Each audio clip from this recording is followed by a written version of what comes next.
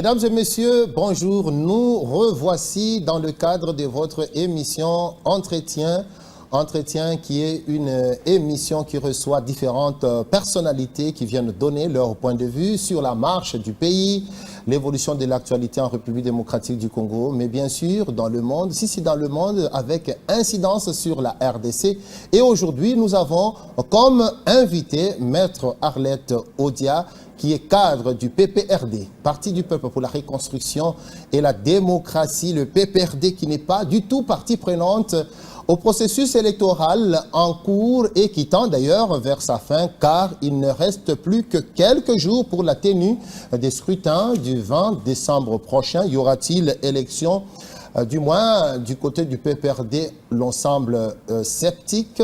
L'Église catholique s'est également prononcée.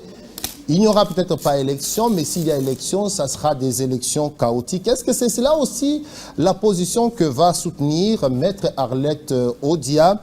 Elle sera avec nous pendant toute cette émission, 45 minutes. Maître Arlette Odia, merci d'avoir répondu à notre invitation et bienvenue parmi nous. Merci beaucoup. Vous êtes cadre du Parti du Peuple pour la Reconstruction et la Démocratie, PPRD, et en même temps, vous êtes à la tête d'une association au sein même du PPRD, CEDUC, Collectif pour le Développement et l'Unité du Congo. Pourquoi au sein du PPRD? Parce que c'est le plus grand parti du pays, un parti avec des objectifs clairs, un parti avec une discipline. Et la discipline politique, c'est essentiellement le fait de respecter les fondamentaux d'une république. Et les fondamentaux de la république, c'est essentiellement ses lois.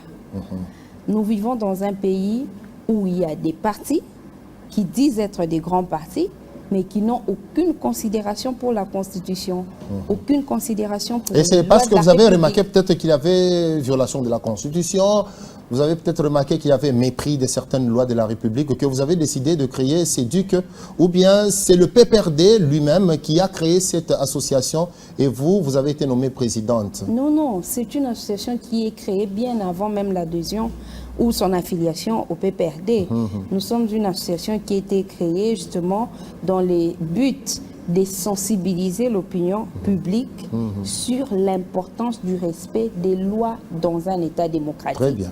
Nous avions dit à notre peuple que si plusieurs autres pays dans le monde ont pu se développer, c'est parce qu'ils respectent leurs lois.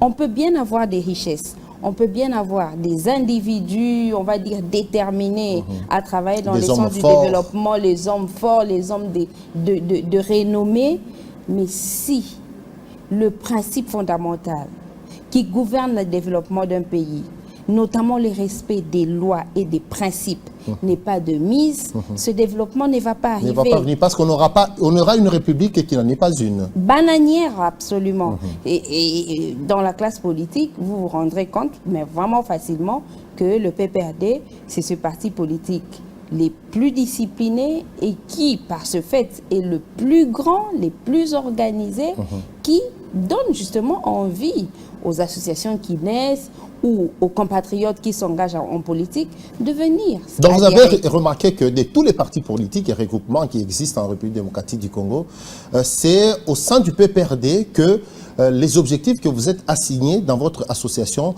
peuvent éclore et avoir aussi la possibilité de s'éperpiller partout en République démocratique du Congo. Absolument. Et au moment où on a adhéré au PPRD, il y avait certains militants qui ne comprenaient pas le sens de ce choix. Je comprends. Les militants qui, certains font la politique comme tout le monde, faire la politique pour avoir de l'argent, avoir des postes, avoir des immunités. Ce sont ceux-là qui sont prêts à aller dans n'importe quel parti politique, en quête des intérêts personnels. Mais au fur et à mesure que nous avons marché avec le PPRD, je dirais mieux, au sein du PPRD, les militants presque tous ont compris et de plus en plus, nous avons des adhésions. Et vous êtes bien fondu dans le PPRD. Ce n'est pas quand même que CEDUC, en étant dans le PPRD, évolue comme une entité à part, peut-être aussi en marge de la discipline du parti. Non. Est-ce que vous n'aurez pas ce genre de problème qu'on a connu, par exemple, avec l'UDPS et décision finale de Jean-Marc Aboud? Non, pas du tout. Nous sommes des personnes disciplinées. nous nous sommes attachés aux personnes disciplinées, dont la personne morale et les personnes physiques. Nous sommes justement fondus dans cette masse pour qu'ensemble nous donnons quelque chose de bon qui va permettre au président Joseph Kabila d'asseoir sa vision. Ces choses, les gens l'oublient, dans notre pays surtout. On confond les leaders et certains dirigeants de sa formation politique. Quand vous êtes un dirigeant au sein d'une famille politique, peu importe ce que vous pouvez avoir comme atout, mais vous êtes sous la bénédiction ou sous la vision d'un leader.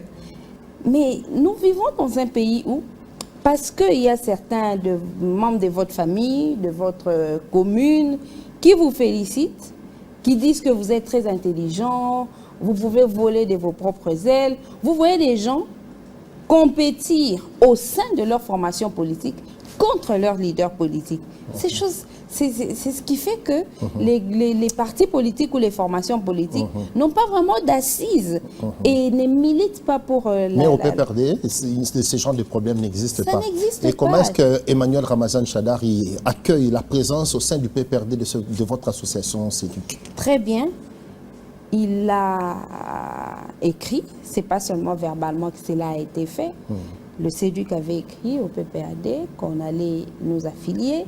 Le secrétaire permanent du PPAD, je cite le professeur Emmanuel Shadari, nous avait répondu et a confié des grandes responsabilités à notre personne, par notre structure, au sein du Donc secrétariat. l'intégration est tout à fait parfaite. Vous vous êtes fondu dans le groupe, vous n'êtes pas en marge, Totalement. en marge de la marche du Nous sommes parti. totalement fondus dans cette masse. Voilà. Ok.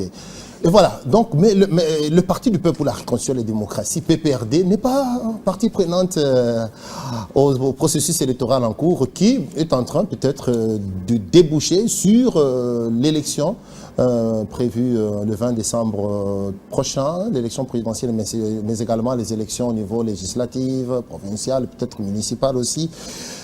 Mais vous, au PPRD, apparemment, vous êtes encore sceptique. Vous pensez que ces élections vont vraiment se tenir? Ce n'est pas question de scepticisme, c'est plutôt question de détermination, c'est plutôt question de conviction.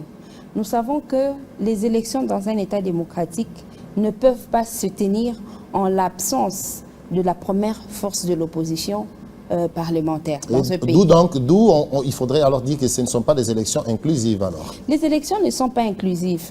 Au-delà de ce fait, elles ne vont pas se tenir. Je vous dis comment les élections peuvent se tenir quand le FCC ou le PPAD n'en fait pas partie. Ce n'est pas possible.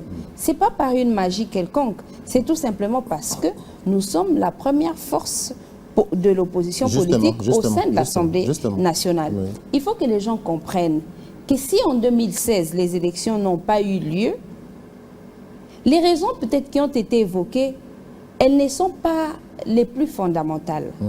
La raison fondamentale il fallait rechercher l'inclusivité. À travers notamment la participation de la première force de l'opposition parlementaire de l'époque. Et à cette époque, c'était l'UDPS. Oui.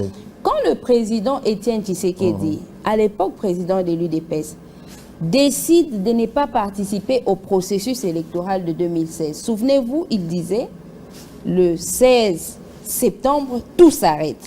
Donc pour lui, son parti n'allait pas participer aux élections de 2016. Ça a mis la majorité de l'époque en difficulté, au point que les élections ne se sont pas tenues. Le président Kabila n'a pas agi comme aujourd'hui agit Félix Tshisekedi. Le président Kabila, recherché toutes les possibilités nécessaires pour ramener tout le monde pour la table. Il y a eu des dialogues. Du respect du poids politique. La loi portant statut de l'opposition dans notre pays consacre la notion du poids politique et oblige ceux qui dirigent le pays à respecter le poids politique des forces en présence. Et en 2016, l'UDPS était véritablement la première force de l'opposition politique et essentiellement parlementaire. Joseph Kabila ne pouvait pas partir sans l'UDPS. Et toutes les autres raisons qui même ont été présentées par la majorité de l'époque, c'était justement pour faire allégeance à l'UDPS. Étienne Tshisekedi Laissé, s'il était vivant, il pouvait en témoigner à ces jours.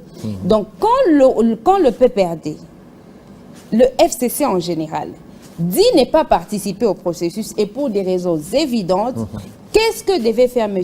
Félix Tshisekedi, l'actuel président de la République et le président sortant? Il devrait s'arrêter et se rendre compte de cette évidence et se dire qu'on ne peut pas aller à ces élections. Et rencontrer des préoccupations tout à fait valables que soulevait la grande force de l'opposition. Il était justement question d'une discussion. Quand l'année où le régime en place avait commencé, mais chaque fois il discutait. Sur tous les points, le FCC et les CACH discutaient. À partir du moment où l'actuel président de la République avait décidé de piétiner tous les principes qui sont supposés organiser la République, l'État a commencé à chavirer. Nous sommes vraiment, nous avons atteint le niveau les plus bas. Nous sommes pratiquement dans les caniveaux. Vous voyez comment le processus électoral est en train d'évoluer. Vous voyez comment il est en train de battre des l'aile. Vous voyez comment les candidats présidents de la République ne se focalisent plus sur les programmes de gouvernance. Ils sont dans l'injure facile. Ils sont dans l'invective. Souvenez-vous de comment la campagne électorale s'est faite à l'époque où Joseph Kabila était président de la République. Voyez la masse qui suivait Joseph Kabila. Voyez la masse qui suivait Jean-Pierre Bemba. En 2016, est-ce qu'on peut comparer de quelle manière il y avait l'engouement et la mobilisation des compatriotes face aux candidats et de la majorité et de l'opposition, même en 2018. Mais à ce jour, vous pensez que même M. Moïse Katumbi est vraiment en train de mobiliser les Congolais? Absolument pas. Prenez les images de 2006, les images de 2011 et les images de 2018, des membres, des candidats de l'opposition politique, comparez-les avec les images aujourd'hui de Martin Fayoulou, les images de Moïse Katumbi et autres. Vous verrez que le peuple n'est pas avec eux, aussi bien ceux qui se présentent comme étant de l'opposition que ceux qui sont de la majorité. Alors, les choses ont vraiment changé et dans le mauvais sens, ça nous met mal à l'aise, on le regrette. Oui, Madame Arlette Roudia, je comprends, vous avez présenté tout ce que le PPRD a toujours dit, depuis toujours, mais ce qui doit donc faire mal, c'est surtout le fait que le pouvoir en place n'ait pas tenu compte de la voix de l'opposition, parce que l'opposition, comme vous le dites, la plus grande force de l'opposition, c'est le FCC, du point de vue poids politique et représentativité au niveau de l'Assemblée nationale. Mais ce forcing avait été déploré par le PPRD depuis longtemps, a été déploré par le FCC depuis longtemps. Mais aujourd'hui, c'est vrai, nous allons déboucher sur l'élection présidentielle le 20. Il y aura aussi peut-être couplé peut-être aux législatives et aux provinciales. Certains pensent que, voilà, ce sont des élections qui vont déboucher sur un chaos. C'est le terme que nous entendons. Est-ce que le PPRD et le FCC ne peuvent pas faire cet effort-là de dire, voilà, nous n'avons pas voulu participer, mais nous acceptons que cela se fasse comme ça s'est fait parce que c'est la République toutefois que nous devons sauver. Au-delà du fait que ce soit la République que nous devons sauver, elle doit se faire sauver par les acteurs politiques. Cette République, elle s'exprime par ses lois. Ces lois qui organisent la vie politique au sein de la République. Nous avons été contraints à faire l'opposition dans ce pays. En tant que telle, l'opposition a la manière par laquelle elle s'exprime. La manière par laquelle elle s'exprime. On a fait plusieurs fois des communiqués publics. Mais c'est vrai, il y a des communiqués. Est-ce qu'à ce moment, vous n'avez pas remarqué que ça ne portait pas du fruit? Lorsque vous avez déploré la violation de la Constitution pour la nomination des juges constitutionnels, vous n'avez pas agi aussi d'une manière aussi forte peut-être que cela, parce que c'est vrai, les communiqués, oui, il y en a eu, vous avez dénoncé, il y a eu des déclarations, mais entre-temps, les étapes s'enchaînaient et vous avez dénoncé à un certain moment des forcings pour violer la loi, pour imposer une certaine marche de la République qui ne correspondent pas à la Constitution ni aux autres lois de la République. Est-ce que vous savez, ne trouvez-vous pas que cette manière d'agir peut-être n'a pas été la bonne? C'est limité aux communiqués ainsi qu'aux déclarations. Il y a un penseur qui a dit, entre-temps, autres mœurs. La politique des biceps, c'est révolu. En ce moment, il faut se mettre en face, tel que vous êtes avec moi, discuter, élever des options qui soient profitables à notre pays. Et d'après vous, donc, le cadre de discussion n'a pas été mis sur la table? Mais quelquefois, même quand on pouvait se retrouver au niveau de l'Assemblée nationale, après que les options aient été levées, il y avait la majorité qui ne respectait rien. C'est ça le problème. Mais il y a aussi la traîtrise aussi. Nous avons vu des représentants du FCC, même du PPRD aussi, qui se sont improvisés peut-être dans les institutions, brandissant la carte PPRD. Et voilà, le pouvoir en place a bondi sur l'occasion et dit, voilà, l'opposition est représentée. C'est le cas de la CENI. Vous savez, par exemple, vous savez, en politique, la politique, c'est quelque chose qui fonctionne justement avec la traîtrise. On ne parlera jamais des politiques sans identifier les traîtres par-ci et par-là. Il faudrait que ceux qui ont la décision finale s'arrangent à chaque fois à respecter les principes. Il y a beaucoup qui ont quitté le PPRD en catimini pour se présenter comme étant... Sans mandat. Sans mandat, justement. Et se présenter à M. Félix Tshisekedi comme étant disposé à travailler avec lui, à servir son parti ou sa famille politique. Mais il revenait à M. Félix Tshisekedi de leur rappeler les principes applicables en politique pour leur dire, vous avez un siège dans un parti politique donné, notamment un parti politique du FCC, je ne peux pas vous utiliser avec votre mandat, sachant que ce mandat est le mandat du parti politique. S'il y a quelqu'un à reprocher dans ce deal, ce n'est pas celui qui trahit le PPRD, c'est plutôt celui qui reçoit les traîtres, c'est lui qui entérine la démarche qui viole les principes dans notre pays et qui leur donne de l'espace. On a vu ces gens se retrouver à la CENI, on a vu les élus du PPRD se retrouver au sein du gouvernement, alors que le PPRD est aujourd'hui poussé à faire l'opposition politique. Donc ne trouvez pas le fautif ailleurs. Le fautif, c'est monsieur le président de la République sortant, Félix Antoine Tshisekedi, qui accepte de recevoir ceux qui viennent sous la peau des traîtres. À vrai dire, c'est leur stratégie. C'est leur stratégie, mais est-ce que ça n'a été que des coups administrés au FCC et au PPRD? Non, parce que le PPRD est debout, il est en train de vivre. C'est plutôt un coup administré à la République. La République est en train d'en payer les prix. Je vous ai fait voir comment le processus électoral est en train de battre des l'aile pendant que les Congolais ont soif de ces élections. Ils ont besoin de ces élections pour se choisir des nouveaux dirigeants. Mais ce sera quelles élections? À vous entendre, Maître Arlette Odia, je peur. Je peur, puisque après l'élection du 20 décembre, s'il y aura élection, le PPRD, surtout le FCC, parce que là, il s'agit d'un regroupement, le plus grand regroupement de l'opposition, ne va pas se sentir concerné par les résultats de ces élections.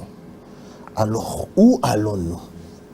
Mais nous allons dans la direction où le peuple va justement prendre ses responsabilités. Souvenez-vous, en 2011,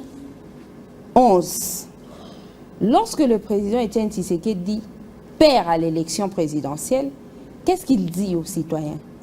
Il dit: je donnerai une récompense à celui qui arrêtera Joseph Kabila et qui me l'amènera ici vivant. Ça veut dire que Étienne Tshisekedi était sûr que le peuple appliquerait l'article 64, il ferait partir de force le président Joseph Kabila. Malheureusement, ça n'a pas marché parce qu'il a été démontré noir sur blanc qu'à chacune des étapes, Joseph Kabila respectait les principes, il respectait les lois de la République. Maintenant que, à ce jour, l'actuel président de la République ne respecte pas les principes, il ne respecte pas les poids politiques des forces en présence, il ne respecte pas la volonté de l'opinion publique, il ne respecte pas en fait la Constitution de la République. Mais ses compatriotes vont justement appliquer l'article 64. Le président Kabila pouvait comprendre la position de l'opposition à son époque. Je vous comprends, mais l'actuelle majorité ne le fait pas. C'est ainsi que vous avez raison de craindre autant nous craignons pour la République.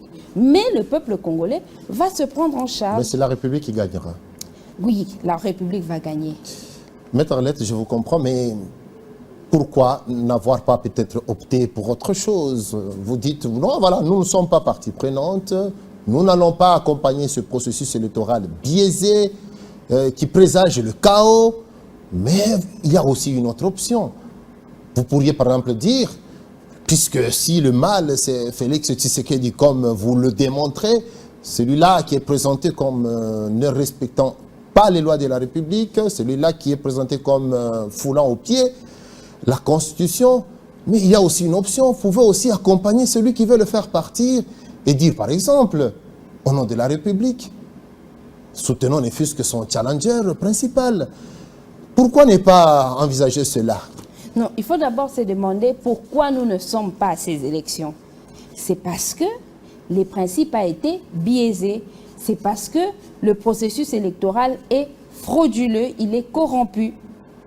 Dans ces conditions, si on va soutenir l'un des candidats, parlons d'un des challengers de M. Félix Tshisekedi, c'est autrement soutenir le processus.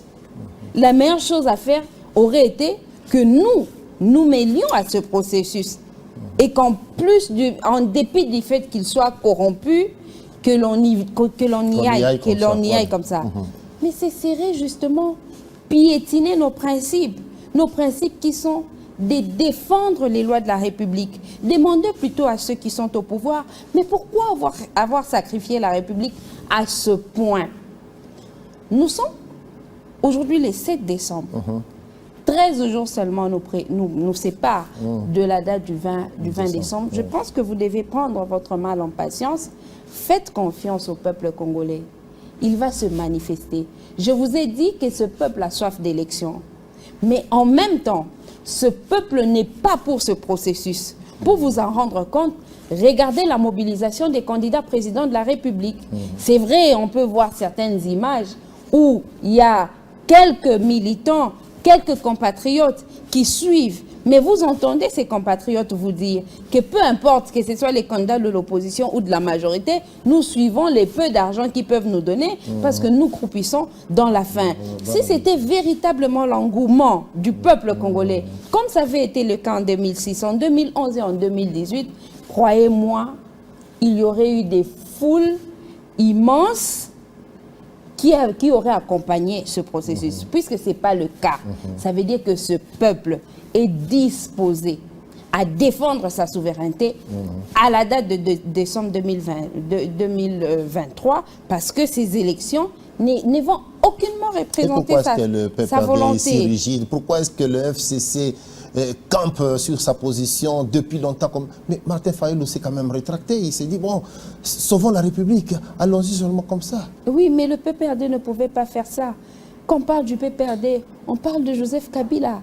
Joseph Kabila ne peut pas trahir son combat.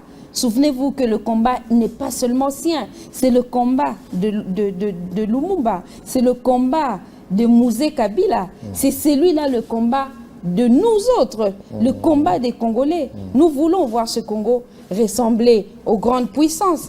Pour en arriver là, on doit passer par le sacrifice de chaque fois respecter les lois de la République. Et la première d'entre elles, la Constitution. Si on va emprunter les chemins de la facilité, imaginez-vous où est-ce qu'on va aboutir. C'est ça le problème. Donc vous ne voulez pas de compromis? Pas de compromis, pas de compromission. Nous sommes convaincus que notre schéma est le bon. Et la preuve, c'est que les Congolais préfèrent encore rester chez soi qu'aller accompagner ces candidats, aussi bien ceux de l'opposition que ceux de la majorité. Vous nous le dites ici sur le plateau, mais il se dit, permettez-moi aussi de vous le demander, que de manière en coulisses, il y a même un député national qui a même dit ça devant les médias, que de manière secrète, Joseph Kabila apporterait son soutien à l'un des candidats, en l'occurrence Moïse Katumbi. On a tellement entendu des choses et vous savez que la rue raconte beaucoup de choses. Il y en a qui disent que le président Joseph Kabila serait en train de soutenir Monsieur Félix Tshisekedi parce que ils estiment, ce courant, estime qu'il y aurait un deal entre Joseph Kabila et Félix Tshisekedi. Il y a d'autres qui disent que le président Kabila serait en train de soutenir Moïse Katumbi parce que c'est le challenger peut-être le plus redoutable de Félix Tshisekedi. Mais rien de tel. Je vous ai dit que soutenir X ou Y parmi les candidats à ce processus, c'est justement se contredire fondamentalement sur notre combat. Mais surtout, tous ceux qui aujourd'hui sont candidats à cette élection, c'est la configuration de l'ancienne opposition contre Joseph Kabila. C'est la configuration de l'ancienne union sacrée qui a piétiné les lois de la République contre le FCC. Pourquoi dans ces conditions on peut les soutenir? Soutenir Katumbi, soutenir Tshisekedi, c'est justement soutenir les ennemis. On ne dira pas les adversaires. Vous savez que l'adversité en politique, elle est admise. Mais avec l'actuel pouvoir, nous n'avons pas vécu de l'adversité. Nous avons vécu de l'inimitié. Vous avez vu la maltraitance qui nous a été imposée. Nos militants qui ont été arrêtés injustement. Et jusqu'à ce jour, il y en a certains qui sont en prison pour des faits qui ne sont pas qualifiables en droit pénal congolais. Nous avons été maltraités. Et on ne peut pas accepter d'accompagner ces gens. Parce qu'en plus de maltraiter les adversaires politiques, les supposés adversaires politiques, qu'ils ont convertis en ennemis, ils sont en train de maltraiter le peuple congolais. Souvenez-vous qu'à l'époque où le président Kabila était au pouvoir, il n'existait pas de projet Kinshasa zéro trou. Mais à Kinshasa, on ne pouvait pas voir des trous tels qu'on en voit en ce moment. Avec Félix Tshisekedi, il y a un projet intitulé Kinshasa zéro trou. Mais à Kinshasa, on ne peut pas circuler. On ne peut plus circuler aujourd'hui parce que les routes sont impraticables. Ça veut dire que le président Tshisekedi n'a pas seulement maltraité le FCC, il n'a pas seulement maltraité le président Joseph Kabila, il a surtout maltraité les Congolais. On ne peut pas l'accompagner. Moïse Katumbi, il sait très bien qu'il n'a pas de délégué au sein de cette CENI. S'il devait aller à ces élections, qui pourrait veiller à sa victoire? Admettons et supposons même qu'il gagnait à cette élection de décembre 2023. Supposons qu'elle se tienne et qu'il y gagne. Il n'a pas de délégué au sein de cette CENI. Qui va veiller à sa victoire? Il n'y aura personne pour veiller à sa victoire. Quelle sera la conséquence? Ce sera des troubles. Mais amener, justement, pas seulement des contestations, mais surtout des troubles. Mais des troubles pour défendre un individu et pas des principes. Comment un acteur politique peut-il accepter d'aller à une élection à laquelle il n'a pas de délégué au sein de la CENI, au sein de la Cour constitutionnelle? Ça veut dire qu'il y a un plan maléfique contre le pays. Vous voyez, c'est ce qui justifie la position du FCC en ce moment de n'accompagner ni le candidat de la majorité, ni les candidats de l'opposition, parce qu'en fait, tous ne défendent que leurs intérêts personnels. Ils sont prêts à voir ce pays s'embraser pour leurs intérêts personnels. Nous, le FCC, par contre, nous sommes prêts à défendre jusqu'au bout les lois de la République, la Constitution et donc l'intérêt supérieur de la nation. Vous avez évoqué le programme Kinshasa Zéro Trou. C'est parmi les bilans de Félix Tshisekedi qu'il est en train de défendre pendant cette campagne. Parlons un peu de la campagne électorale elle-même. Comme elle se déroule, vous êtes quand même un acteur politique. Oui. Vous, même si vous ne participez pas aux élections, mais vous suivez quand même l'actualité de près.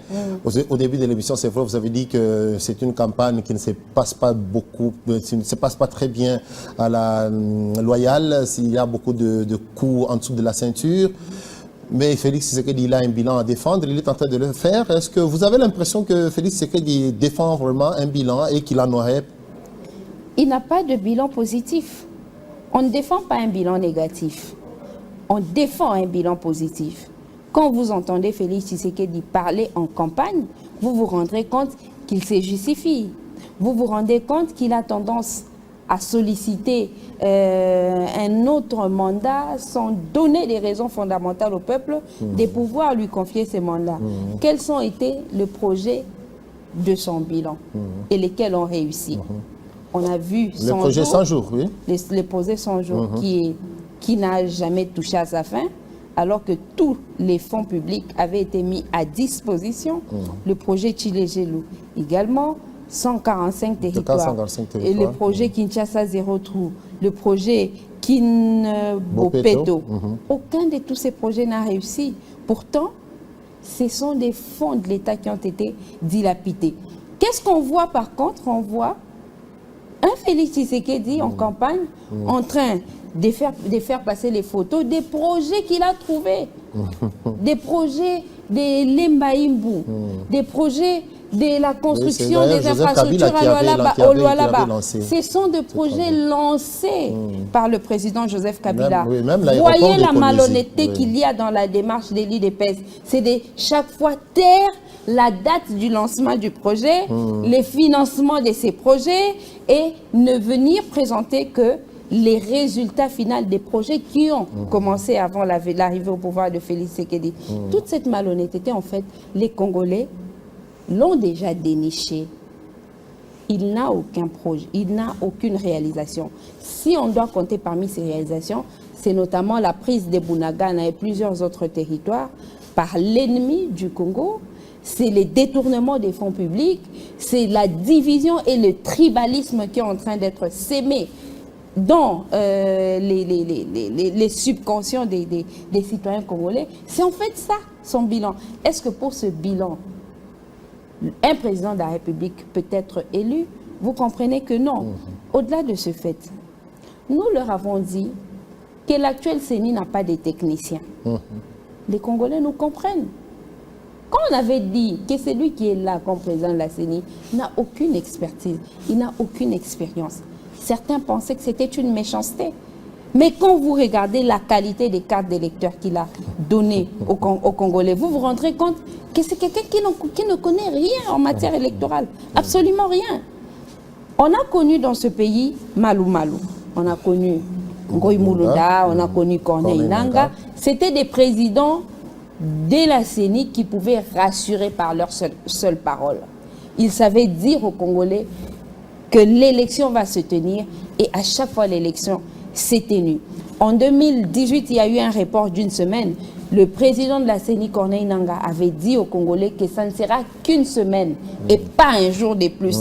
Il le disait en regardant les Congolais en face et le Congolais pouvait le croire. En ce moment-ci, que vous dit Denis Kadima? Voilà, il y a encore beaucoup de problèmes, on n'a pas encore assez de moyens, on va tout faire pour que les élections se tiennent, mais si elles ne se tiennent pas, pas de conviction. Vous avez une grande responsabilité. Commencez par convaincre vos compatriotes. Il y a des gens qui disent, voilà, on doit faire confiance, pourquoi nous sommes méfiants? Mais la confiance, ça part de quoi? Ça part de la présence de nos délégués au sein de la CENI. Quand il n'y a pas nos délégués au sein de la CENI, comment vous pouvez dire à notre famille politique de croire en cette CENI? Encore que même un petit enfant au pays peut vous dire que la politique, c'est un jeu d'intérêts. Quand ceux qui sont là ne défendent pas nos intérêts, comment pouvons-nous croire qu'on pourrait gagner aussi bien à l'élection présidentielle qu'aux élections législatives, provinciales et nationales et municipales? Non, on ne pouvait pas aller dans ces conditions. Et nous sommes en train de gagner au score. Soyez sûrs que notre stratégie est en train de payer. Les Congolais comprendront qui est le président Joseph Kabila. Et maintenant qu'il est encore fort, qu'il est en vie, qu'il est déterminé à servir ce pays, nous sommes avec lui. Nous allons servir le Congolais et ils nous le rendront au moment venu. Et si jamais, de manière claire, Denis Kadima finissait par reconnaître qu'il est dans l'incapacité d'organiser les scrutins du 20 décembre et qu'il vous invitait autour d'une table pour que vous puissiez donner votre avis sur la marche du pays. Denis Kadima, nous ne l'avons pas reconnu au moment de sa... Donc vous n'irez pas? Nous ne les reconnaissons pas. Pour nous, il ne représente rien. Et il ne représente personne. D'ailleurs, nous avions vu Lucien Kassongo qui représentait le PPRD lors d'un sommet. Et la seule présence de Denis Kadima du bureau de la CENI avait suffi pour que nous claquions la porte. Le PPRD claque la porte. Mais justement parce que pour nous, Denis Kadima ne représente rien ni personne. Pour être au sein de la CENI, vous devez représenter une structure donnée, que ce soit une structure politique ou une structure de la société civile. Vous devrez être délégué par une personnalité. On ne sait pas qui est délégué Denis Kadima. Mais on parle de l'église kimbanguiste. Mais cette église kimbanguiste qui a fini par ne pas le reconnaître après. Qui a fini par ne pas le reconnaître après. Aucune affiliation, mais aucun lien quelconque d'intimité entre lui et l'église kimbanguiste. C'est ça le problème. Donc pour nous, il ne représente rien, ni hier, ni aujourd'hui, ni demain. Maître Arlette Odia, nous avons parlé de la campagne électorale. Et d'après vous, Félix Tshisekedi n'a pas de bilan à défendre, mais il y a aussi certains observateurs qui estiment que là où Félix Tshisekedi est en train de se planter, au lieu de faire sa campagne, il est plutôt en train de s'attaquer à un candidat, en l'occurrence Moïse Katumbi, que nous avons peut-être beaucoup cité dans cette émission. Ça sera peut-être la dernière fois qu'on le cite. Oui, mais c'est ce que nous sommes en train de constater avec beaucoup de regrets. Tout dépend. Pourquoi cette culture de l'injure facile a tellement évolué dans notre pays? Ça dépend du comportement de celui qui dirige. Vous savez que l'actuel président de la République, depuis son avènement au sommet de l'État, ça n'a été que ça. Ça n'a été que des invectives. Il a appelé certains compatriotes des Ndoki, il a appelé des Kombataba, il a appelé des Batouali Kounia. Il est vraiment dans la qualification facile et méchante.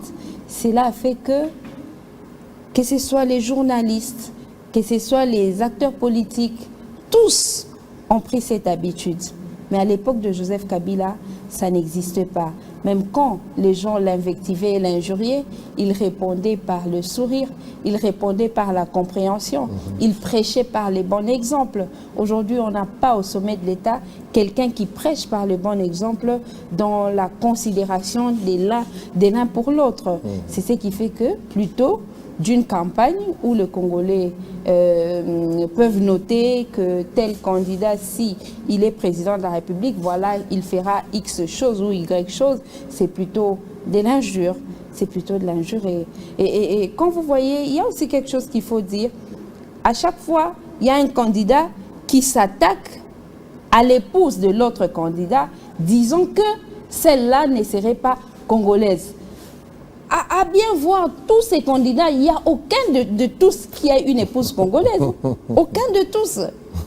Aucun de tous. Même le candidat de la majorité, ils n'ont pas des épouses congolaises. Mais plutôt que de nous amener même dans le débat des idées, des débats basés sur le programme, c'est des débats basés sur la nationalité des X, des Y ou des Z. Et là, j'aimerais peut-être votre aussi avis, parce que vous êtes aussi intellectuel congolais. Qu'est-ce qui se passe? Pourquoi dans notre pays, cette culture de discrimination est en train de s'installer? Cette culture de rejet de l'autre, dont dans l'autre on voit toujours l'étranger, dans l'autre on voit toujours celui qui a un programme dicté par l'étranger. Des fois aussi, on caricature les gens par rapport à leur couleur de peau. Pourquoi est-ce que la République démocratique du Congo, 60 ans après l'indépendance, nous avons encore ce genre de réflexion? Nous avons encore dans notre pays des réflexions qui tournent autour de la tribu parce que l'UDPS existe encore. Hier, l'UDPS dans l'opposition n'avait alimenté que ces débats. Voilà, Joseph Kabila n'est pas congolais, voilà, X ou Y autre n'est pas congolais. Ça avait pris de l'ampleur au sein de l'opinion publique. Donc vous pensez, vous dites... Aujourd'hui, l'UDPS au pouvoir, il a davantage alimenté ces débats. C'est ce qui fait que le tissu social est abîmé. Ça fait que l'unité des Congolais a connu un coup. Et la seule façon pour nous de ramener la reconstruction au pays, l'unité des Congolais, c'est le départ de l'UDPS. Il devra partir des gré ou de force. Et on espère qu'après son départ, ce parti pourra se dissoudre. Faute pour lui de se dissoudre, des retours dans l'opposition, il va continuer à alimenter ces débats sur la tribu et c'est un débat très dangereux. Et d'après Maître Odia, alors nous pouvons dire que Félix Tshisekedi sans peut-être risque de nous tromper, ce n'est pas le candidat de l'unité? Non. C'est pas seulement qu'il n'est pas le candidat de l'unité, mais il n'a jamais été même le dirigeant de l'unité. Voyez comment au sein de l'Union sacrée, la manière dont les leaders s'entretuent, où ils se lancent des pics, ils ne sont pas capables de vivre ensemble. Ils ne sont pas capables de coaliser de bon cœur. C'est des gens qui se regardent toujours en chaîne de faïence. Pourtant, lui est le responsable de cette famille politique. C'est un peu ça. J'entends des gens dire que l'UDPS n'a pas donné des moyens à ses candidats oui, pour battre campagne parce que l'UDPS n'a pas des moyens, le président de leur famille politique n'a pas suffisamment de moyens. Mais faites les tours à Kinshasa. Voyez comment il a placé des affiches. Mais ces affiches, il y en a qui coûtent 5 000 ou 10 000 $. Il y a des candidats au sein de leur parti politique qui n'ont besoin que de 2 000, de 3 000, moins de 5 000 $ pour booster leur campagne. Mais quand l'UDPS et le chef, le responsable de cette famille politique n'est pas capable de disposer le peu de moyens pour accompagner ses candidats à l'élection, ça veut dire qu'il n'est même pas un candidat de l'unité au sein de son parti politique. Mais il compte sur quoi pour diriger le pays? Il compte encore sur la violation de la Constitution.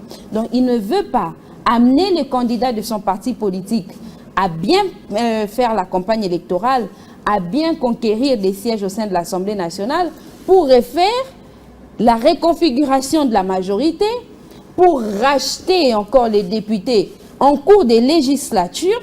Voyez le cycle dangereux auquel le pays est buté en ayant le président Tshisekedi au sommet de l'État. Ce précédent fâcheux qui avait mené à la création de l'Union sacrée. Oui, malheureusement. Donc pour eux, ou même pour lui, il faudrait que l'on aille dans ce sens.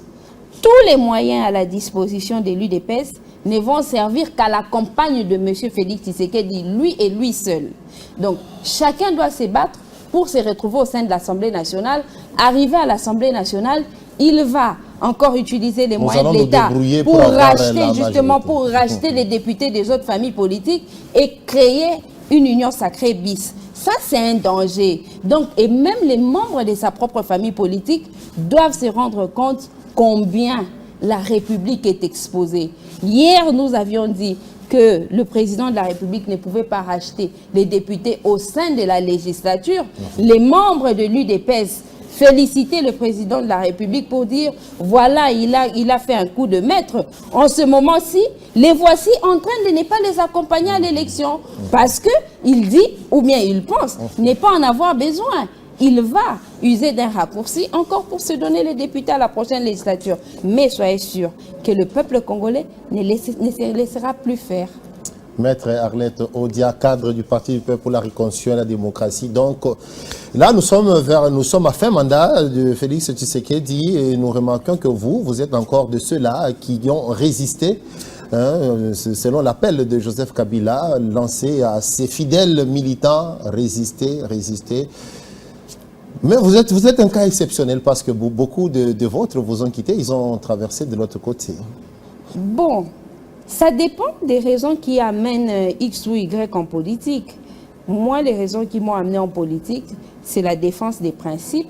J'ai trouvé au pays, j'ai la chance d'appartenir au même pays que le président Joseph Kabila, qui défend la même chose.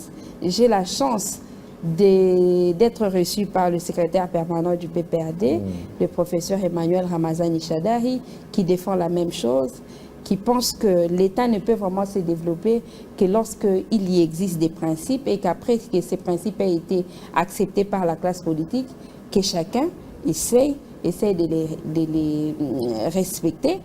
Nous sommes là, on n'a aucun doute, croyez-moi, nous n'avons aucune crainte. Comme certains pourraient le penser, il y en a qui pensent, voilà, 5 ans sans le PPAD, on aura perdu nos postes, nos sièges au sein de l'Assemblée nationale. Ne vous en faites pas. On sait très bien ce que nous sommes en train de faire. Le peuple ne laissera pas Félix Tshisekedi ou n'importe quel candidat de l'opposition à cette élection diriger ce pays. Nous allons être encore plébiscités par le peuple congolais. Donc, nous allons diriger le pays pour la prochaine législature. Maître Arlette Odia, merci beaucoup.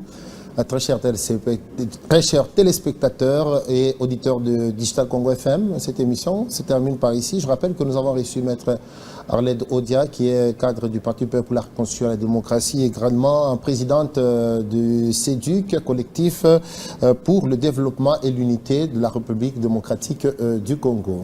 Maître Arlette? Oui, je vous remercie de votre invitation. Je continue à sensibiliser le peuple congolais à ne pas céder à l'intimidation, de ne pas emprunter des chemins de la facilité. Le chemin de la démocratie est très difficile. Il faut rester ferme et ensemble, surtout avec au devant de nous le président Joseph Kabila, nous allons atteindre les objectifs du développement de notre pays. Merci à vous. À moi de vous dire merci. Et au revoir.